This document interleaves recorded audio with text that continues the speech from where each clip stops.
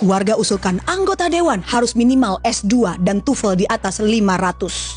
Sangat setuju, karena yang mewakili rakyat harus lebih pintar dari rakyat. Tapi pastikan S2 tersebut asli, bukan hasil membeli ijazah palsu.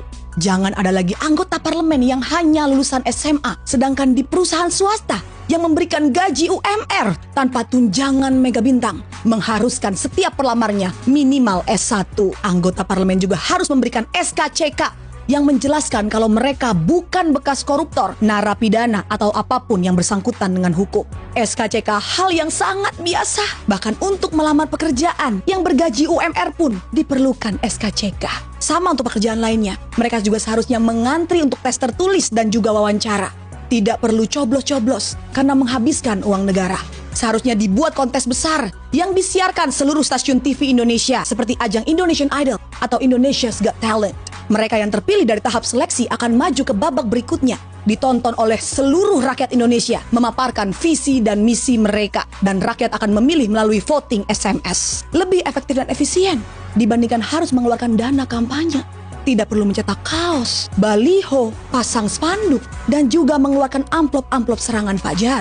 Dana pemilu yang sangat besar dan bernominal fantastis bisa menjadi buah simalakama bagi para calon legislatif. Jika mereka salah logika, dana kampanye bisa mereka anggap sebagai dana investasi untuk pekerjaan yang akan mereka dapatkan. Akhirnya ketika mendapatkan pekerjaan tersebut, alih-alih menyuarakan aspirasi rakyat, mereka malah mengganyang uang rakyat. Sama seperti orang mencari kerja kebanyakan untuk menyandang status yang sangat prestigious. Mereka harus berpenampilan menarik, good looking, IPK minimal 2,75. Mereka harus bisa Microsoft Office dan Canva untuk membuat presentasi. Mereka juga harus pandai berpublic speaking agar di depan pers tidak mengatakan rakyat tolol sedunia. Jika mereka bisa semua, benar-benar menguasai ilmunya, mereka tidak butuh lagi staf khusus di bawah mereka yang menghabiskan uang negara. Kalau perlu, mereka harus dibekali ilmu bela diri supaya tidak perlu lagi ada tunjangan pengawalan.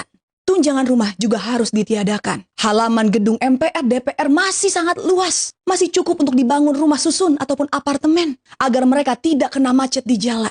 Dari apartemen di halaman DPR MPR, mereka bisa turun jalan kaki dan menyehatkan badan. Tidak perlu rapat di hotel-hotel bintang 5. Karena kembali lagi, semua itu menghabiskan uang negara. Jika akses ke DPR tinggal berjalan kaki, mereka tidak perlu lagi pengawalan khusus ninu-ninu, tetot-tetot. Karena sesungguhnya hanya ambulans dan damkar yang berhak dapat perlakuan istimewa di jalan.